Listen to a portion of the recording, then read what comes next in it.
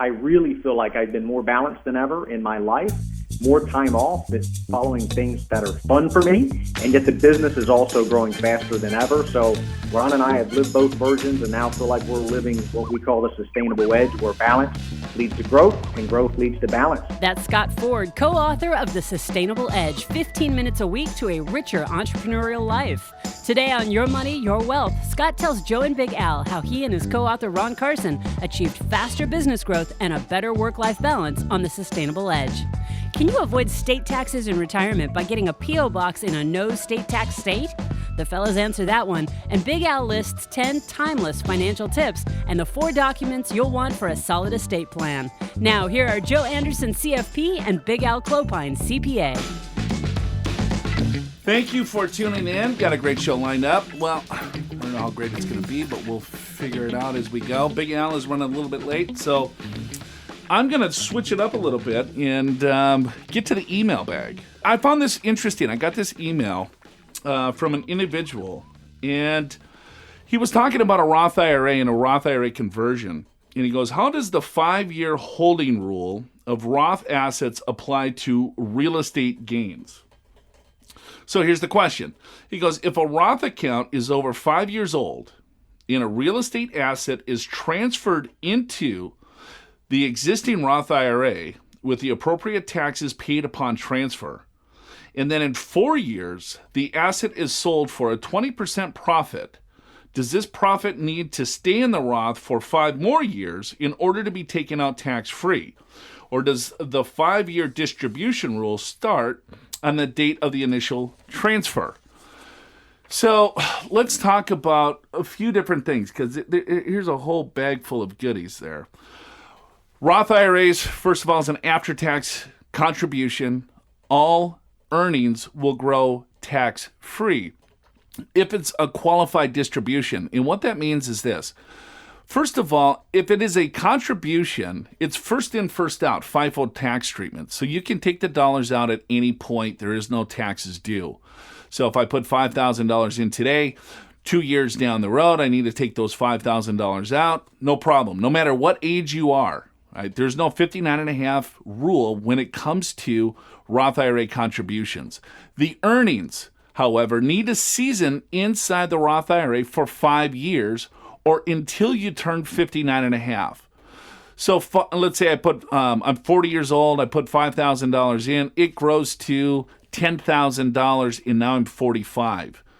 Well, I could take the $5,000 contribution out, but the $5,000 earnings that the $5,000 grew to $10,000, I could not touch those dollars tax-free until I turned 59.5. So the 59.5 rule applies to earnings, but not on contributions. What this gentleman is asking is to say, hey, you know what? I have some real estate that I transferred into a Roth IRA. So he had an existing, probably self-directed IRA that he had real estate inside that self-directed IRA. He converted that money into a Roth IRA. Now, a conversion and a contribution are two different things. A contribution is an after-tax, you pay, you have cash in your checking account, you just place the money into the Roth IRA. You let the money season until you're 59.5 or 5 years, whichever's later. So if I don't start a Roth IRA until I'm 65, I have access to the principal again, but I do not have access to the earnings for 5 years.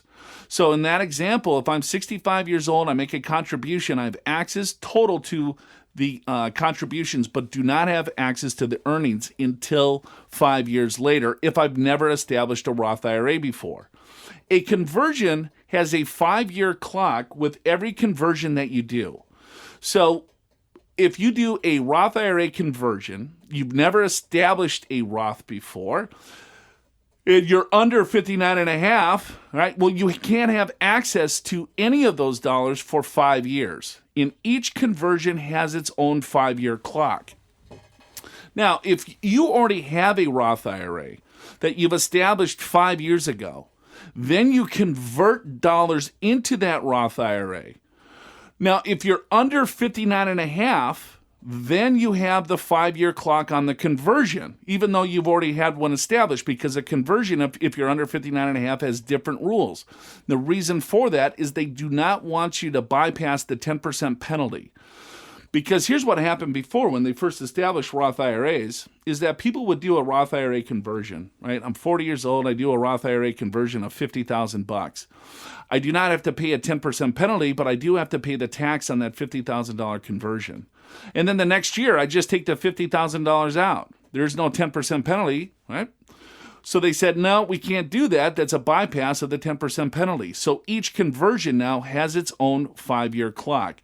So it all depends on age. So are you under 59 and a half or over 59 and a half to determine the 5-year clock on conversions?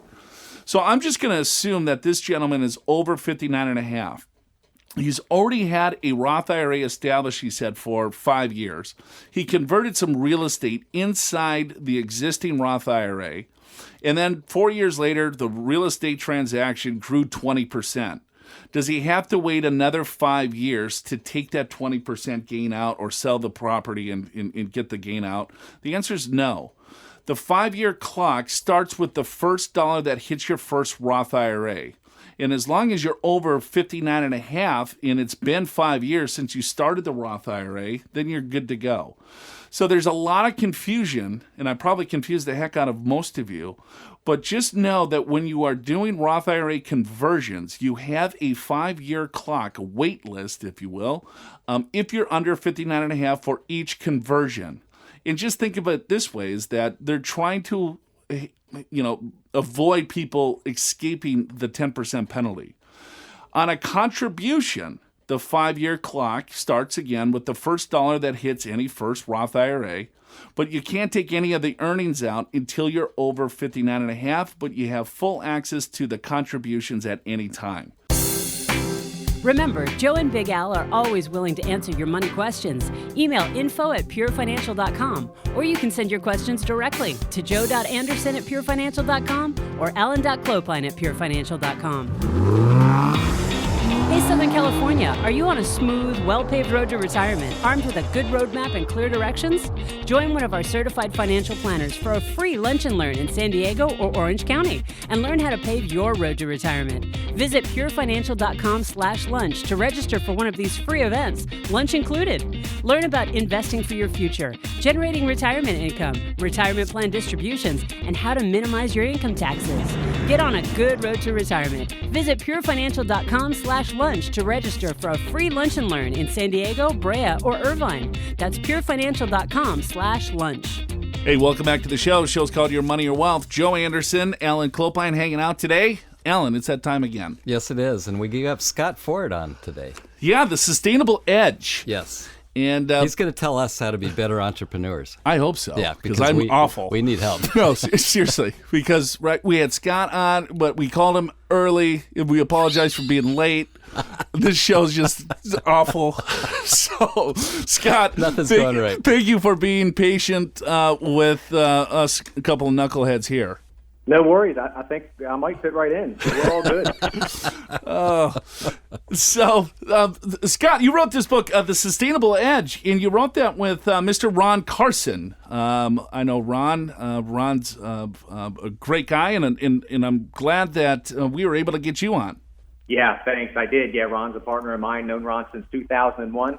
So longtime partners and friends, and was excited to write the book with him and hopefully share what we've learned along the way, at least a few things.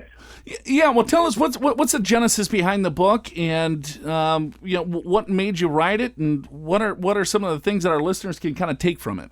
Well, the book was written because both Ron and I have lived both versions of this, and that is at least early on in my career. So I speak for myself here, and it's early on. It was just all about making a living, right? You start out in business, and you're just scratching and clawing to keep your head above water and get it done. And unfortunately, when you do that, a lot of times you end up a bit out of balance. And so my example is I'd come up with kind of balanced life philosophy, or not kind of, I came up with a balanced life philosophy and named the company after that. And for me, it's been spiritual, family, health, career, philanthropy, and finances. And we manage money to be that cornerstone in that financial pillar to help our clients focus on the other areas.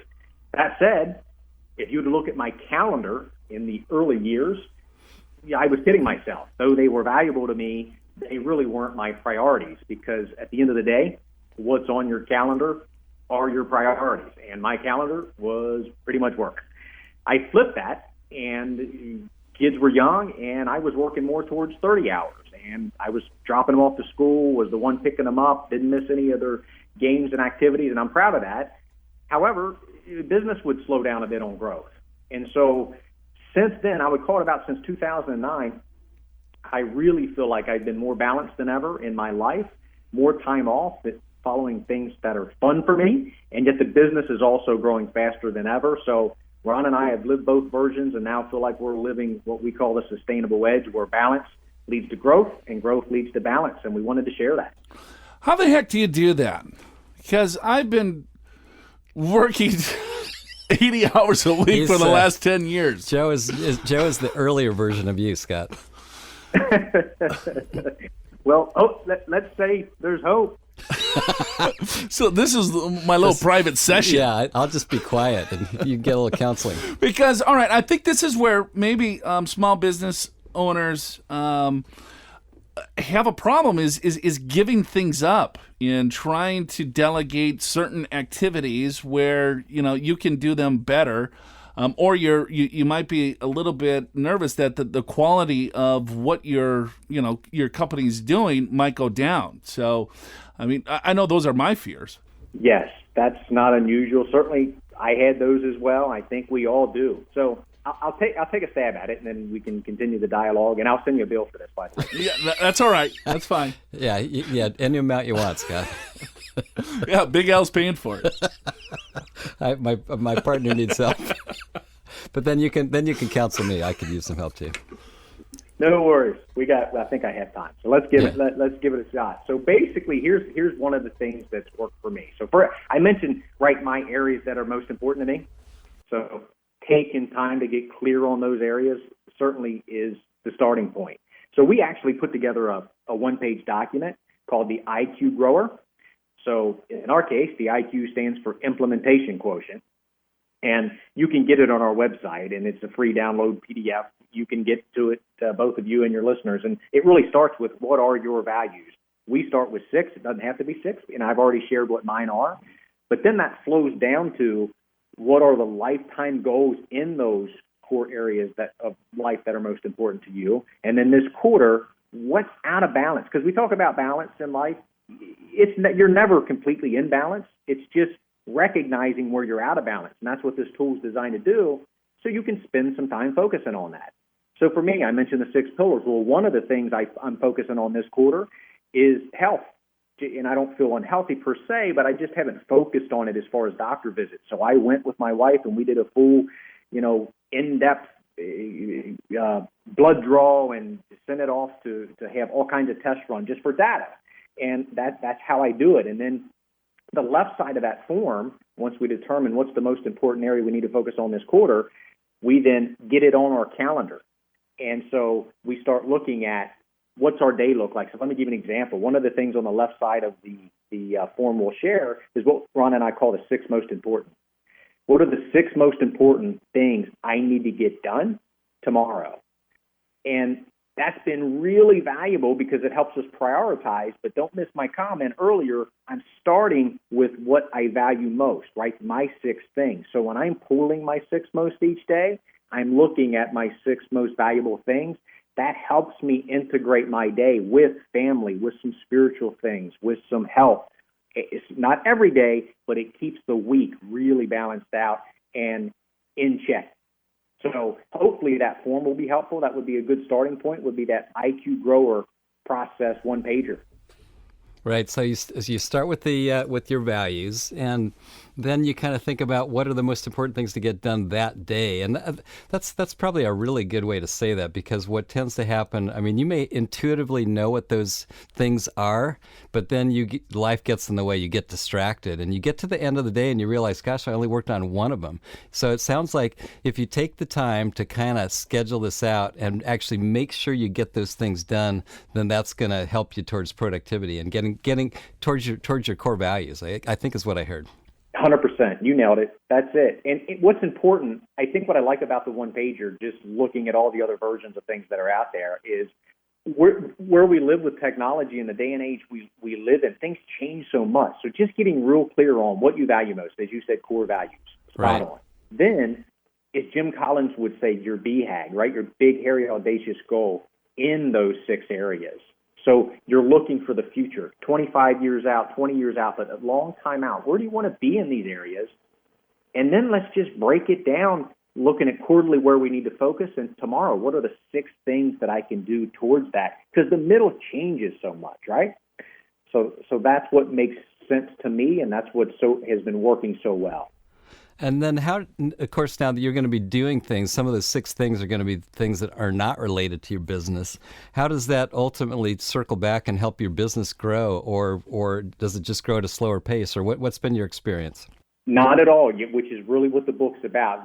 Both Ron and I's businesses are growing faster than they ever have, yet we definitely have more time off, more balance, and other things. So let me give you a couple examples. So one would be, 6 most certainly is not always business. Some days it is, but most days are not. I most always try to schedule workout time. That's always one of my 6 most. I have a morning routine I go through, extremely important for me to set the tone of the day.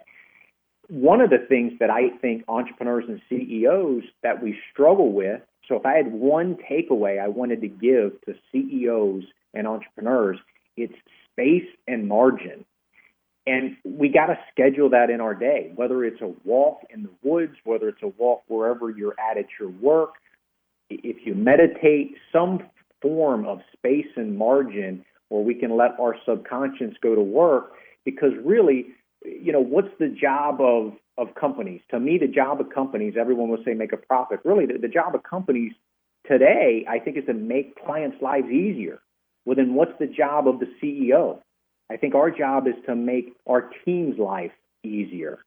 So it's tough to do that if you're just running on this treadmill. So having time for space and margin where you can have creative time, thinking, planning time, that is the biggest missing element in my mind.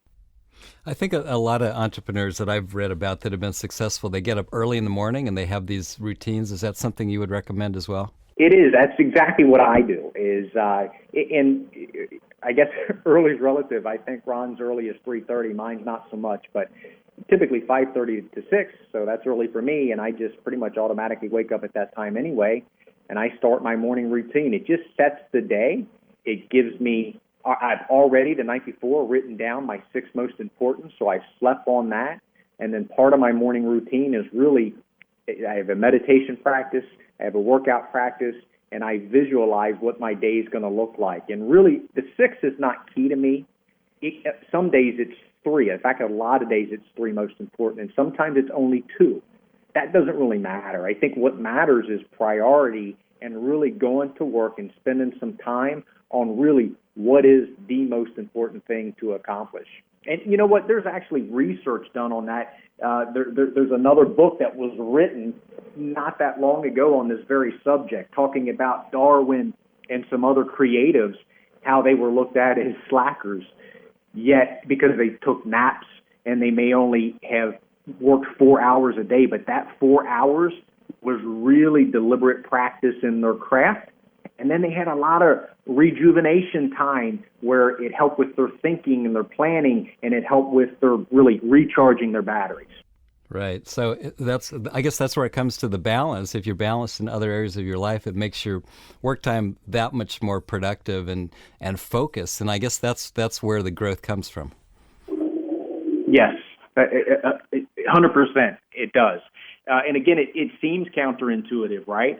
But what happens if you think about it? Are we more productive if we're putting in the 12-hour days and our batteries are draining and drained?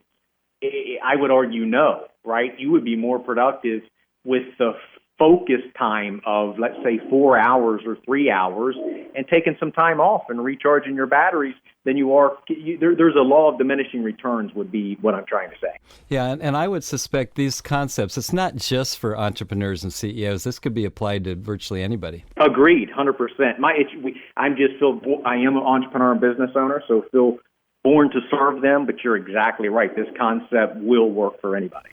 If you relate that, let's say, to retirement planning, because we're all advisors, I think just the lack of planning, in any aspect of our lives is people should be planning a lot more than they are.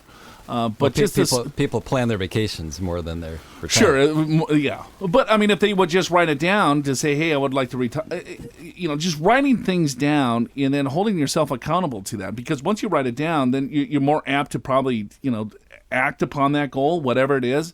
If it's something that you're doing in your business, if it's something that you have to do at work every day, or in your other life too, such as retirement, to say, you know what, I want to retire at this date. This is the goal. I need to save X, and then try to work to that, and making sure that you remind yourself and talk to yourself to say, or most people's retirement is probably pretty important to them, but they don't take the time to write it down. Yeah, you're spot on. In fact, what you said as far as planning vacations, that's exactly right. We'll spend so much time planning vacations or planning to buy a car, yet how much time are we really planning for retirement, and what's more important and what's going to have the bigger impact? So our priorities tend to get out of whack. I will add to the earlier comment, and that is, yes, this is applicable to everyone. In some ways, it is a little easier for entrepreneurs and business owners just because we can control our hours slightly easier, though that is changing, right? With technology, a lot of people can work remotely and are having better control of their hours, so that's getting easier for all of us as well. Hey, Scott, any last parting words of wisdom for our audience? Number one, hopefully you couldn't hear the dog barking in the background. He's a big boy, so I was hoping you couldn't. But no, we definitely heard it. Definitely heard the dog. But we liked it. Sorry about that. He's a 150-pound mastiff, and so normally it's quiet up here in my office. So from Fridays, they work from home, so that's what's happened. And then I guess the UPS guy, he wasn't so happy with it. Oh. Well, he's doing his job, though, right? Well, he is, and I guess parting words of wisdom is don't let my dog get a hold of you. He's a big boy. The book is called The Sustainable Edge. Hey, where can they find that book, Scott? Yeah, you can go Amazon, of course. Our website is thesustainableedge.com. You can also download that PDF, the IQ Grower Process, which I would recommend everyone do, on thesustainableedge.com. Thesustainableedge.com. That's Scott Ford, folks. We got to take a break. Show's called Your Money, Your Wealth. After you achieve the perfect work-life balance, stress test your portfolio and make sure you're retirement ready. Visit yourmoneyyourwealth.com and click free assessment to meet with one of our certified financial planners. How much money will you need in retirement? How much income can you get from your portfolio? What Social Security strategies are available to you? Make sure your retirement strategy is aligned with your retirement goals. Sign up for a free 2-meeting assessment with a certified financial planner. Just click free assessment at yourmoneyyourwealth.com. Time now for Big Al's List. Every week, Big Al Clopine scours the media to find the best tips, do's and don'ts, mistakes, myths, and advice to improve your overall financial picture in handy bullet point format. This week, 10 timeless financial tips. This is kind of more like, I don't know, kind of written almost like the gospel or the 10 commandments, just one sentence each, right? So, but they're good things. I mean, I think every single one of these is important. You're getting very spiritual. I am, now as I'm getting older. And I just went on a very, very long hike, and I actually survived the hike. Did you think you were going to die? No, but there was definitely several spots. This is the Kalalau Trail in Kauai, where it's very dangerous. It's the most dangerous hike I've ever been on by far. And I've been on Half Dome, and that's nuts, that hike. But anyway, it's there's this one area called Crawler's Ledge at mile 7 where you're basically exposed on a cliff, and if you slip, you're dead. And the trail ranges from 2 feet to 1 foot wide.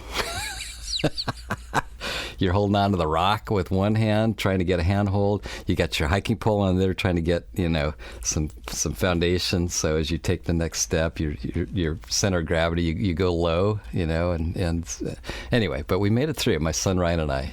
Wonderful hike, beautiful hike, perhaps the most beautiful hike I've ever done in my life. But that's a one and done. That's I've done it, and because I would say it's like maybe there shouldn't be a trail there. It's just you're hiking on cliffs the whole time. How many people have died? I don't know, but every year several. Oh, jeez. Yeah, it's. No thanks. And you with your tall frame. Yeah, you would have been. Much rather be sitting having a cold Coors Light than doing that. Anyway, I divest, but this is 10 timeless financial tips from Kiplinger. Number 1, wealth creation isn't a matter of what you earn; it's how much you save. No, I agree with that 1,000%. I mean, how many times do we see people that make a lot of money, they don't have a penny saved? Well, and the problem is that so many people are, God, they're so tied to the return. Yeah. Because they haven't saved enough. Yeah. And so they're taking on way too much risk. With what little savings they have. Yeah, and then they think that there's some magical potion out there right. that's going to get them a giant rate of return. And, it's like... It's an addiction to the return, and they're always unhappy, and they're always moving in and out of the markets. They're always, getting subpar returns just because they need this high return. No, if you would have just saved more, you could have had a more conservative.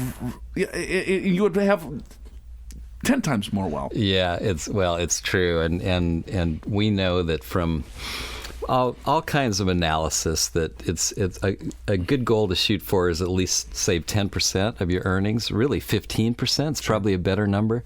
In some cases, maybe more. We've talked to some podcasters on this show that they encourage people to save 50, 60, 70% so that you can retire when you're in your late 30s. Right. And that's the financial independence, right. Retire early movement. Right. And so if that's your deal, then great. You base, and that can be done, and people are doing it.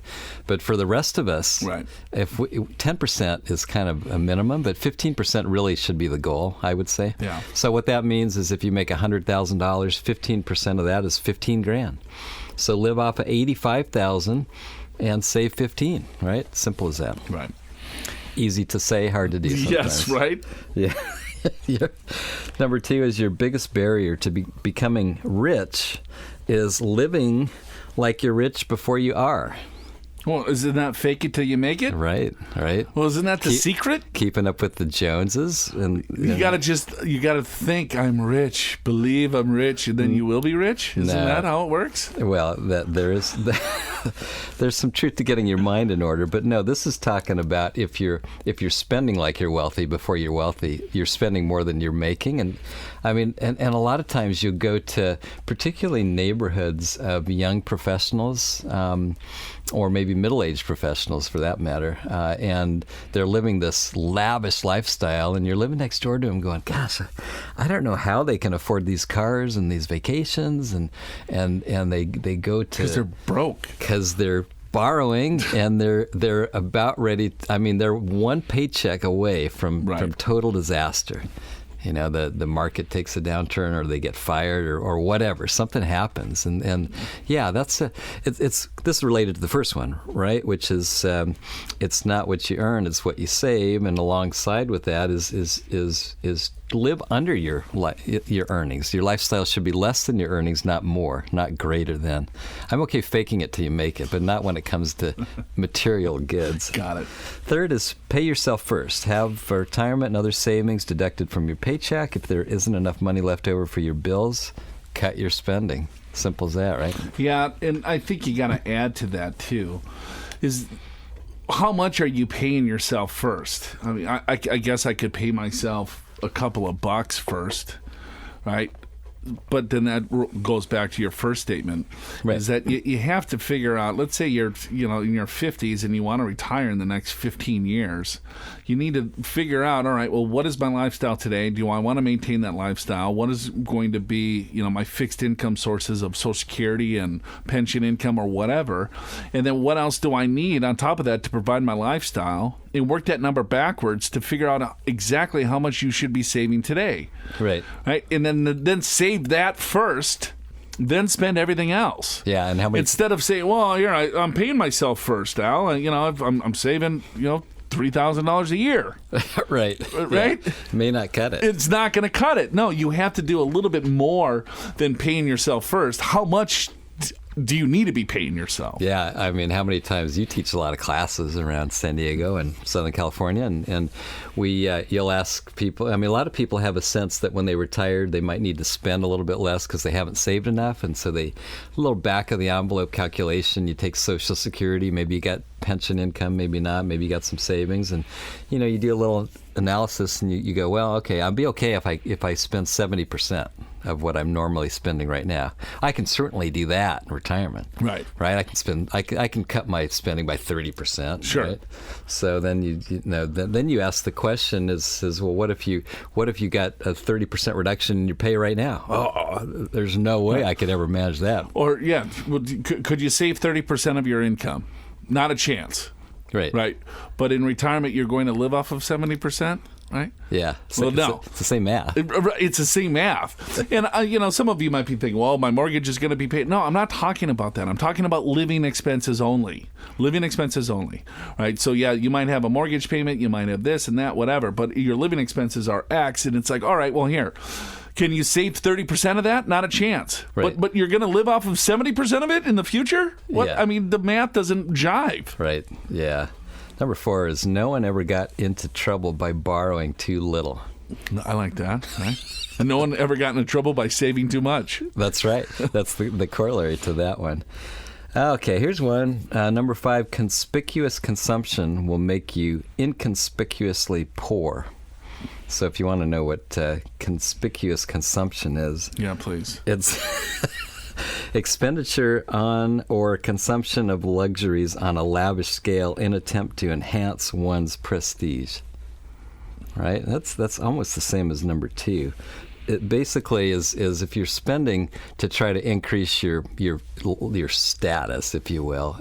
That's not a good way to create wealth and to be in a sound position by the time you get to retirement. So what is that? Give me an example. What would someone do to be in that position? Well, I know exactly what they would do. They would drive a Jaguar. Okay. Got it. Just kidding. Got it. Maybe they buy a 5-bedroom home and they only need one. Got it. Something like that. Oh, I see. Thank you. Thank you for that. Let me think of what else. I don't know, something like that. Yeah, good thing I live in a condo and drive a Toyota. It's just, you are so lucky. But your brother, on the other hand, he's messed up. My twin brother. God, he looks a lot like you, too. He does. It's funny he does. Yes. How that works. But we got time for a couple more here. Yeah, okay.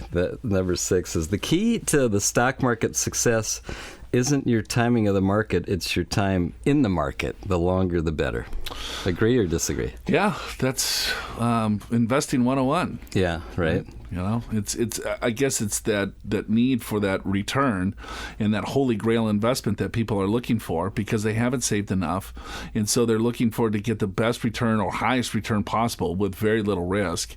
And so they pick this investment, and then it's like, oh, it's not performing of what I thought because they're looking at past performance, thinking that it's going to continue to do what it did in the last 3, 4, 5 years. Right. And then all of a sudden it goes down. They're like, damn it, I got in too late, so they sell that, they buy something else, and they're buying high every single time because they're looking at past performance. And I'm not saying you can predict the future by any stretch, but you have to have a diversified portfolio across all sectors and get the timing BS totally out of the picture. Yeah, which is number 7, diversify, because every asset has its day in the sun, also its day in the doghouse. Right. And the thing is, you never know when. And it's like real smart people will sit around and say, well, I'm sure that this sector or this maybe an asset class, emerging markets is going to do well, and it's for the same reason you just said, that because it's done well the last 2 or 3 years, but everything cycles. Sure. And sometimes emerging markets might go up for 1 year and then down for 4.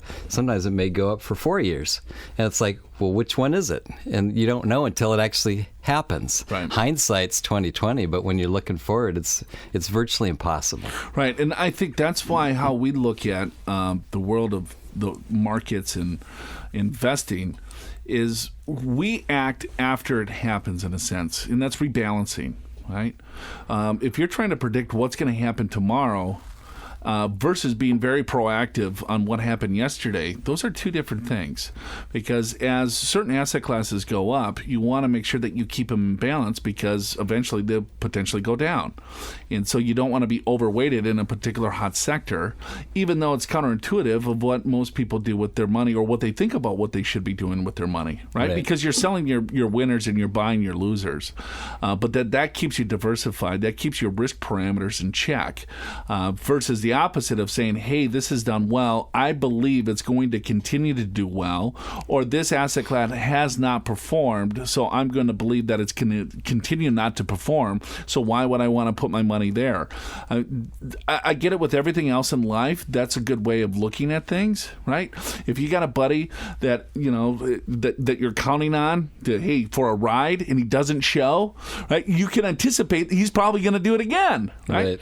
But if you look at the markets, because if the markets are going down or a particular area of the market's going down, that doesn't mean that it's going to continue to go down. In most cases, it's the opposite. So. Yeah, and I think you can really illustrate that with just like a single company like Apple, which I think a lot of us would agree it's and maybe Google. These are maybe the strongest companies in the world right now. Are they the best investments right now? Right. Well, maybe, but maybe not. And you'd think, well, wait a minute. The strongest company has to be the best investment. And the reason it may not be is because it's the strongest company, it's already very expensive, right? And to make money at it, it means that it needs to go up in value and keep paying big dividends.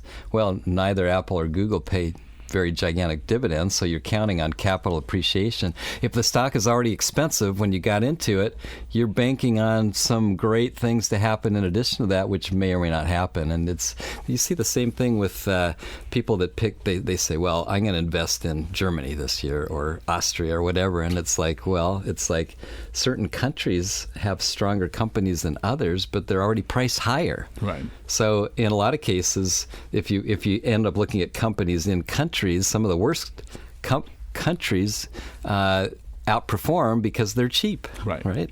So yeah, so you gotta. The human mind is not equipped to invest. I'll leave it at that. 10 timeless tips from Kiplinger. Next one is when others are selling investments, it's usually a good time to buy.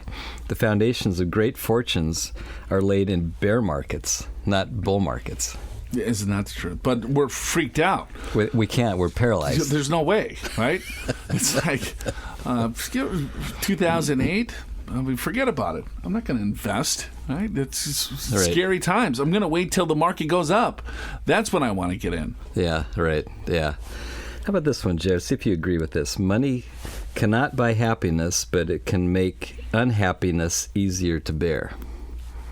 Anyone that says money can't buy happiness doesn't have money. Well, that goes against the Beatles song. What, can't buy me love? Yeah. You can't buy me love. Sure you can, in some areas of the country. I suppose, depending on what kind of love you are talking about. But I think I agree with that. I mean, money is not the root of happiness, but what did that survey say? It's like once you reach a certain level of wealth or certain income, wasn't it, or was it dollars, or was it income?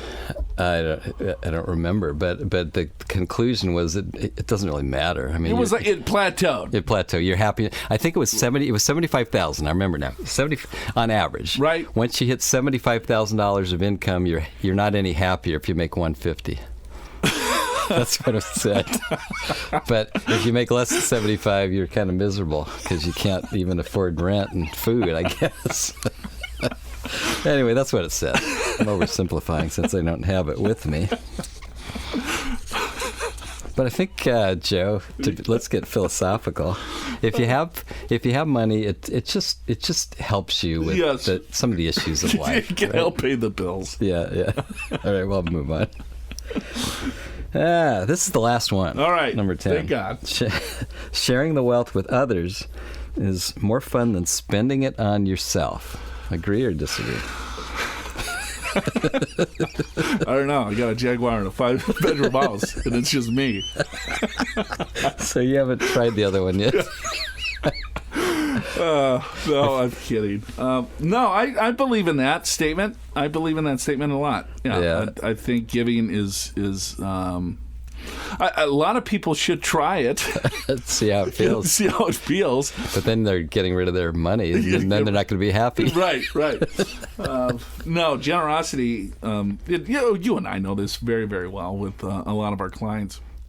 Is that the more they give, the happier they are. There's no question. And now that I'm older, and I have been older than you forever. Yeah, right. Imagine that. It's weird how you just kind of catapulted yourself. Now that I turned 60 recently, yes, I wholeheartedly agree with that. I think when you're giving back, whether it's money or time, that truly is when you're happiest. Now, you have to have a certain amount of money so that you're not sad. Sure. Right. Yeah. It's just that balancing. But once you've got that level, whatever that is for you, I think giving back time and money, I think that is an obvious key to happiness. Well, now, you and I both know individuals that have millions that will blow through their millions and are miserable. Yes, we do. And we know people that have a couple of bucks, and they're the happiest people that you'll ever want to be with. You bet. And they're giving like crazy. Right, exactly. Yeah. You know, so yeah. And they've studied this list, and they've followed it, and there you go. Yeah, they're big advocates of Big Al's list. That's right.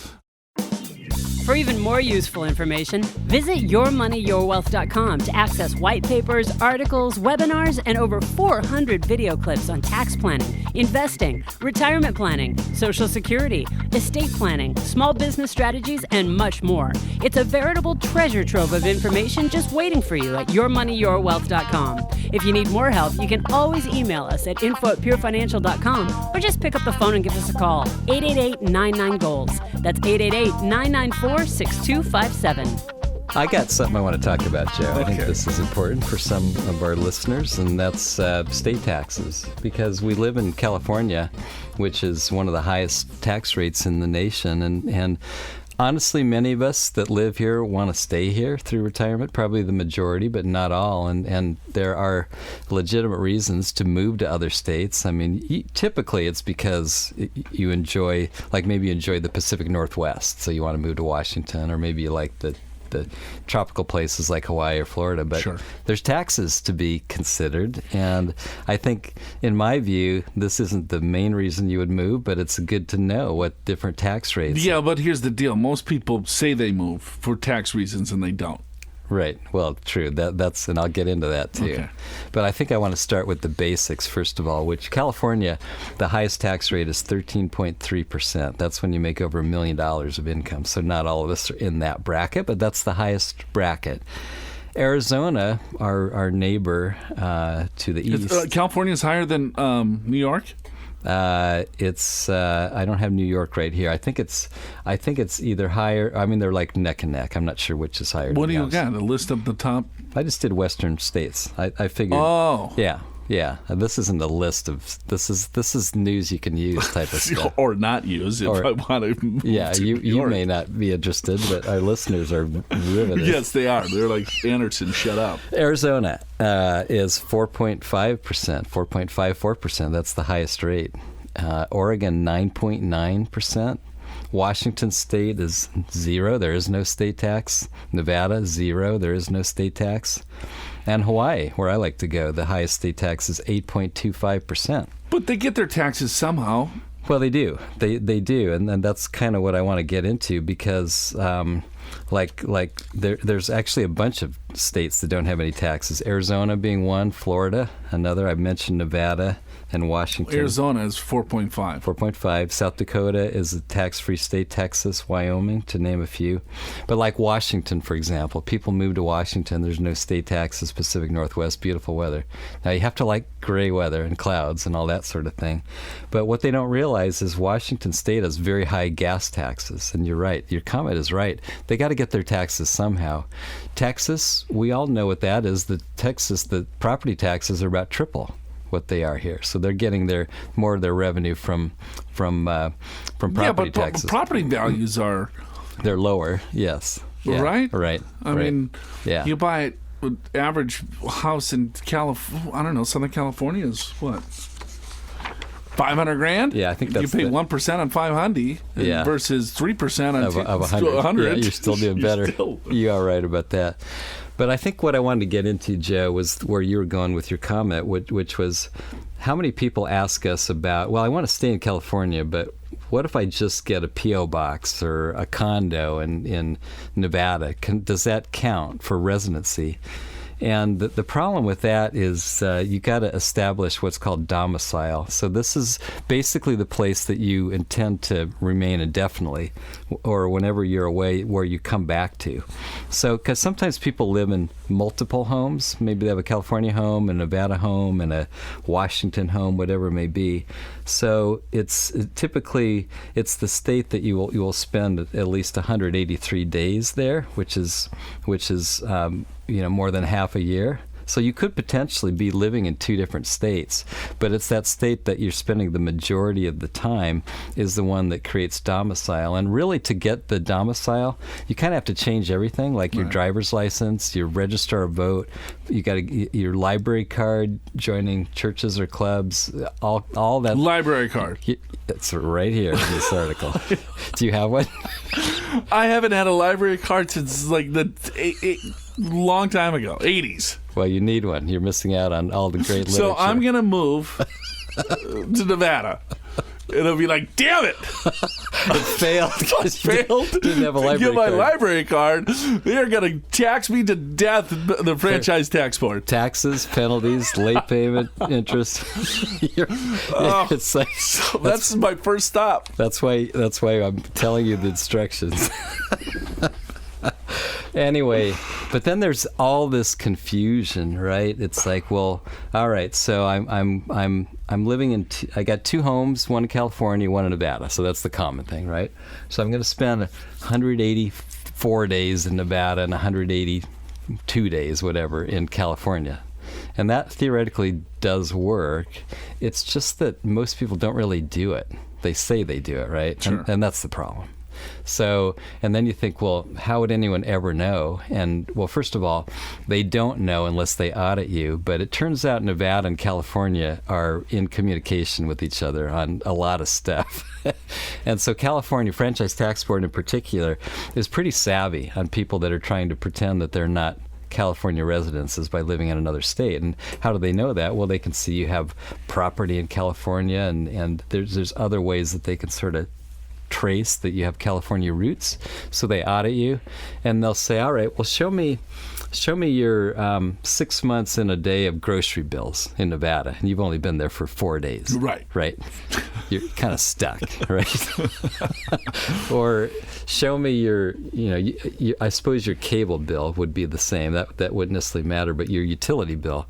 So in California, you got a $400 utility bill every month. In Nevada, it's $39 to keep the appliances going. Your California home is a $3 million home with an ocean view. Your Nevada home is a one-bedroom condo that costs you $104,000. Right, and the views of Shell gas station. But it does have a 7-Eleven nearby. So that's honestly, and they're pretty good about catching you. And when they catch you, the Franchise Tax Board can go back 4 years, and so they restate 4 instead of 3. Yeah, 4 instead of 3. Unlike the feds, the IRS can only go back 3 years. Huh. So they go back to 4 years, and they reassess for California income.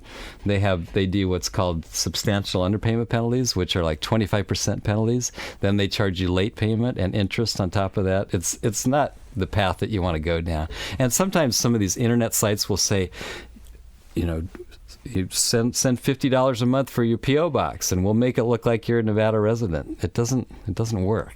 Doesn't work. There's internet sites that are doing that? There are. Shame. Because I get asked by people. How about this? This one looks really reputable. It's fraud. Fraud. But because of this rule about the 183 days, there's all this confusion on. So I have to spend 183 days in Nevada before I'm a Nevada resident. No, actually, 1 day if you truly move.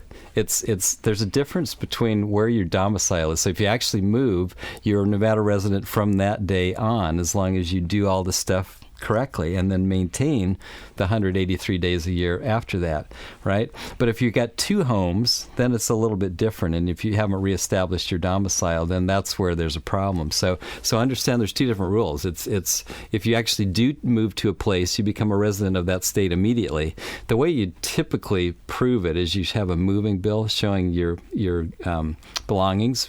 Actually, there's a date on it as to when you moved. Usually it says where you moved to right on that receipt, so that's a pretty good one. It's also the date you can start showing consistent grocery bills and pharmacy bills, or whatever it may be, entertainment, whatever you like to do, that's going to start showing up on your ATM card or your credit card or however you want to spend money. But yeah, that is a question we get all the time, Joe, which is what if I just pretend I'm a Nevada resident? And I'm here to tell you that's not a very good idea. And I've even heard of cases where people did everything right. They moved to Nevada. I mean, legitimate. They did all the stuff right. And then they had a big stocks transaction. Like maybe they had a company stock that they sold out to a public company, and eventually then they sold the public company. They waited till they were a Nevada resident to sell, and it actually legitimately could be Nevada income if they're a Nevada resident. Okay, and California has no claim to it. But then they moved back before the 4-year period, and the Franchise Tax Board came in and said, well, you weren't a Nevada resident. And you say, yes, I was. Look, I did the Register of Voters. I got the library card. Yeah. I'm set. I went to the library. Look at my card. I checked out books. I got all my receipts. Look at my grocery bills. I was a Nevada resident. And then they'll say, no, your intent was to come back to California, so therefore you went for tax reasons, so it does not count. And wow. the Franchise Tax Board can win that. Even if you rented books. Even if you rented books. Shame. What a shame. Oh, boy. Oh. Speaking of taxes, we're told that the biggest federal tax cut ever is getting closer, but the president and the GOP remain divided on a number of key policy questions. How might income tax, estate tax, and business tax change? Visit the white paper section of the Learning Center at yourmoneyyourwealth.com and download the white paper, Tax Reform, Trump versus House GOP, to find out. Are your tax strategies at risk? Get year-end tax planning tips that can help you stay on track in the midst of uncertainty. Download the Tax Reform white paper to find out more. Visit the white paper section of the Learning Center at yourmoneyyourwealth.com. I actually missed the first part of the show. We had kind of a weird schedule conflicts today. Joe's missing the end, but that's okay. You still got me. We're going to, I want to spend just a little bit of time talking about estate planning, mainly just because there's just an awful lot of confusion on what should you do when it comes to your estate plan. And there's even confusion about the term, because a lot of times when people hear estate plan or estate planning, they're getting it confused with estate tax planning, which is something completely different. Estate tax planning is when you have an estate right now over about $5.5 million, or if you're married, it's about $11 million. If you have estates over those amounts, then your estate, when you pass away, is going to have to pay estate taxes, and to the tune of 40% of everything that's over that amount. And so there's all kinds of advanced estate planning. There's family limited partnerships. There's grant or retained annuity trust. There's charitable remainder trust, charitable lead trust, and the like. Those are things that you would do if you're in that situation. But for most of us, that doesn't necessarily apply. Estate planning, on the other hand, applies to virtually everybody. That's the documents that you need when you pass away as to what's going to happen with your assets. And it's actually more than that. It's certain documents that you need while you're living, based upon if you're incapacitated or there's medical issues and you're unconscious and can't be consulted. So I want to start with what are the components of an estate plan. What are the things that you really need to have? And the first one is a will. A will is simply a document that it's generally in a legal format, but even if you hand can write it, that's certainly better than nothing. But usually it's a legal document that indicates where your assets are going to go, what beneficiaries. Oftentimes it's your kids. If you don't have kids, maybe it's your nieces, nephews, brothers, sisters, friends, whatever it may be. It's designating where your assets will go. That's, of course, a key one, because if you don't have at least a will, then what happens is your assets, when you pass away, get divvied up in accordance to whatever state law is. Second document you need is called a financial power of attorney, and that is gives somebody else power to handle your assets, pay your bills, make investments should you become incapacitated if you're disabled and or not able to do that. And this happens sometimes. Either husband or wife will be incapacitated, and the assets are in an IRA. Say husband's incapacitated, assets are in his IRA, and the wife has no access to those assets because it's an individual retirement account without this financial power of attorney. Sometimes you may want to have a trusted son or trusted friend, and there's all kinds of ways to do this. You can have a general financial power of attorney that gives rights to do virtually anything with regards to your estate, or it could be a specific power of attorney, which means like maybe there's a real estate transaction that you want your son to be the one making the decision on, whatever it may be. But that's an important document. The medical powers of attorney are really important too, because that's the HIPAA laws require those documents to be filed and valid, so that the doctors then can talk to your spouse and other family members depending upon who's on those documents. The fourth thing, which is not necessarily a requirement, but most financial planners, myself included, highly recommend, is a living trust. And a living trust is it's kind of the next level above a will, if you will. A living trust is it's kind of a living, breathing document that designates where your assets go to when you pass away. The primary difference between the living trust and the will is the living trust allows the executor, you designate an executor, allows the executor to distribute your assets in accordance with the trust without having to use the court system. Now, the court system, otherwise known as probate, is what happens with your will. You pass away with a will, and it's above certain dollar amounts. I don't have those figures right in front of me. It's like $150,000. I can't remember exactly, but at certain asset levels, if your non-retirement assets are above those and you have a will, your heirs, your executor is going to have to go to court, and that's probate court. Sometimes that's a matter of months. Sometimes that can take years for assets to be settled.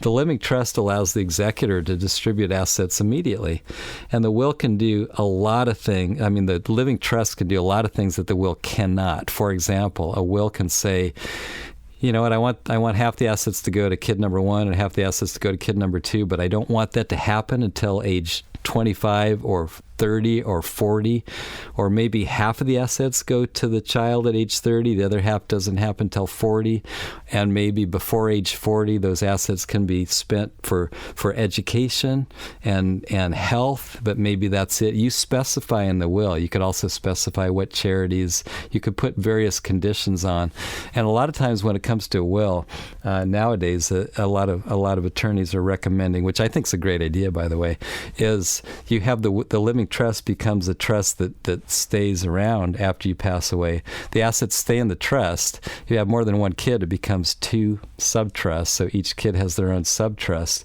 They have full access to the assets in accordance with how you've designated it, based upon whatever restrictions you have set up. But now, even though they have full access to the assets, they don't actually own the assets, and so if they have a lawsuit, if they get divorced or whatever, the other party has no claim to those assets because they don't actually own the assets. Your kids would have the right to receive the income, even the principal, potentially, but they wouldn't actually own the assets. So that would be something that you might want to consider. And when you have a living trust, you still need a will. It's called a pour-over will, and the pour-over will is simply there if you forget to put assets inside your trust. Like sometimes you own a home and you actually have to to go down to the county and you have to change the title from your name or you and your spouse's name to the name of the trust. If you forget to do that, it didn't get funded into the trust, and so therefore that asset may still have to go to probate. And I would say, honestly, I'm not an estate planning attorney, but that's one of the biggest mistakes that I have seen happen is people spend all this time and money to set up a living trust. Everything is really good, well thought out, but they forget to put the assets in the trust. They forget to fund the trust. And so that would be something that you want to check. If you have a living trust and you're not sure if your assets are in there, take a look at your investment statements, your non-retirement investment statements. They should be in the name of the trust, not your name. Take a look at your property tax bill. That should be in the name of the trust, not your name. If it's in your name, it's actually not even in the trust. So you want to make that change. It's very easy to do. You go down to your custodian for your investment account or your bank, you make that change, or you file a form with the county. We're in San Diego. This would be the county of San Diego. They keep track of all this for you. Very simple to do. It's a mistake that's made often, and it kind of negates the whole thing. So anyway, that's probably 6 minutes or less on estate planning, things that you really need to know. So that's all the time we have for today. Appreciate you guys listening. And this is Your Money, Your Wealth. Bye-bye. So to recap today's show, before you make any money moves in your Roth IRA, make sure you know the difference between the rules for contributions versus conversions. Being domiciled in a no state tax state for at least 183 days a year is the way to avoid state taxes in retirement. And you'll want to make sure you have that all-important library card to prove domicile. Money can't buy you happiness, but for Joe's twin brother, a Jag and a 5-bedroom house might ease the pain of loneliness. Special thanks to our guest, Scott Ford, co-author with Ron Carson of The Sustainable Edge, 15 minutes a week to a richer entrepreneurial life. To get their book and learn more about being a better, more balanced business person, visit their website at thesustainableedge.com. Subscribe to the podcast at yourmoneyyourwealth.com through your favorite podcatcher or on iTunes, where you can also check out our ratings and reviews. And if you're moved to do so, leave us one. And remember, this show is about you. If there's something you'd like to hear on Your Money, Your Wealth, just email info@purefinancial.com. Listen next week for more Your Money, Your Wealth, presented by Pure Financial Advisors. For your free financial assessment, visit purefinancial.com. Pure Financial Advisors is a registered investment advisor. This show does not intend to provide personalized investment advice through this broadcast and does not represent that the securities or services discussed are suitable for any investor. Investors are advised not to rely on any information contained in the broadcast in the process of making a full and informed investment decision. Your Money, Your Wealth opening song Motown Gold by Carl James Pestka is licensed under a Creative Commons license.